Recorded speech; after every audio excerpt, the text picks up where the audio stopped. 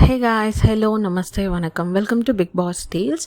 ఈ వీడియోలో ఇందాక జరిగిన సాటర్డే ఎపిసోడ్ గురించి మాట్లాడాలనుకుంటున్నాను. This is part 3. ఆ రెండు వీడియోలు కూడా చూడండి.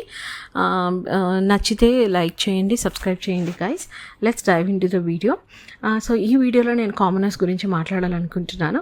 ఖచ్చితంగా నాగార్జున గారు ఈరోజు వచ్చినప్పుడే కామనర్స్ ఎవరైతే ఉన్నారో ఓనర్స్గా ఉన్నారు కదా ఇన్ని రోజులు, వాళ్ళని టెనెంట్స్ చేయాలి, టెనెంట్స్ని ఓనర్స్ని చేయాలి అన్న కాన్సెప్ట్తోనే ఆయన వచ్చారు. అందుకే ఓన్లీ కామనర్స్ని డౌన్ చేసి మన సెలబ్రిటీస్ని బాగా పుష్ ఇచ్చారు ఆయన.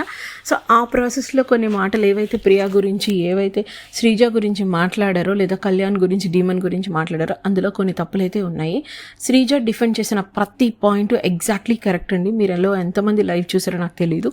లైవ్ చూసిన వాళ్ళు, ఎపిసోడ్ చూసిన వాళ్ళు చూస్తే కనుక ఎగ్జాక్ట్గా మీకు తెలుస్తుంది అనమాట. ఓన్లీ ఎపిసోడ్ చూస్తే కనుక మీకు క్లారిటీ రాదు. సో ఏదైతే ఆ స్పిన్నర్ లాంటిది పట్టుకున్నారో, కళ్యాణ్ని క్వశ్చన్ చేశారో, ఆ టైం ల్యాప్స్ ఏదైతే ఉందో, ఆ 3 to 5 minutes టైం అనేది ఇచ్చారు. ఆ రెండు చేతులు మార్చుకోవడానికి 3 to 5 minutes అన్నారు.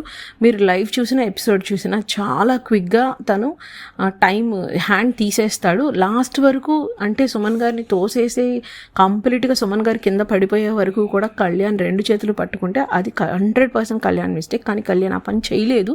సో స్టిల్ కళ్యాణ్ అన్నారు. డిమాన్ చేయలేని తప్పుకి డిమాన్కి ఏమో కెప్టెన్సీ తీసేసుకున్నారు. ప్రియా విషయంలో వచ్చేసరికి 100% సుమన్ గారి విషయంలో ప్రియా మిస్అండర్స్టాండింగ్ జరిగింది. ప్రియాదైతే తప్పు ఉండింది. బట్ మిగిలిన విషయాల్లో ప్రియా తప్పులేదు. ప్రియా ఏదైతే తను భరణి గారి విషయంలో అన్న మాట ఏదైతే తను ఎక్స్ప్లెయిన్ చేస్తుందో ఇట్స్ 100% కరెక్ట్. సో ప్రియాకి మాట్లాడే ఛాన్స్ కూడా ఆయన వినలేదు. సో తను ఒక పాయింట్ తర్వాత గివ్ అప్ ఇచ్చేసి మనం ఏం చెప్పినా ఈరోజు ఈయన మనల్ని తిట్టాలని ఫిక్స్ అయిపోయాడు అనే కాన్సెప్ట్లోనే ప్రియా కూడా వెళ్తూ okay sir, I'm sorry sir అని చెప్పేసింది.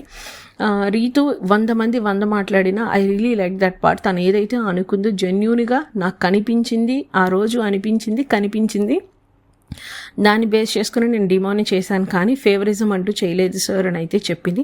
It's her opinion. Even though తను ఫేవరిజం చేసినా తప్పలేదు. బికాస్ క్యాప్టెన్సీ కోసం డిమాండ్ పేరు నువ్వే కదా తెచ్చా అని రీతుని అడిగారు. అది ఎందుకు తప్పు అవుతుందో నాకు అర్థం కాలేదు. బికాస్ ఈవెన్ మన సంజన గారు కంటెండర్స్ని సెలెక్ట్ చేసినప్పుడు నా ఫేవరెట్స్ వాళ్ళంటే నాకు ఇష్టం, నా ఫ్రెండ్స్ కాబట్టి ఇచ్చాను అన్నది. సో అక్కడ తప్పు కానిది ఇక్కడ ఎందుకు తప్పు అవుతుందో నాకు అర్థం కాలేదు. సో ఈ పర్టికులర్ ఎపిసోడ్లో కామనర్స్కి అన్యాయమే జరిగిందని చెప్పొచ్చు. బట్ స్టిల్ వాళ్ళు కొంచెం స్పోర్టివ్గా తీసుకున్నారు. సో డీమన్కి జరిగింది, రీతుకి జరిగింది మాత్రం కొంచెం హర్టింగ్ అయితే నాకు అనిపించింది. మీకేం అనిపించిందో కామెంట్ సెక్షన్లో చెప్పండి గైస్.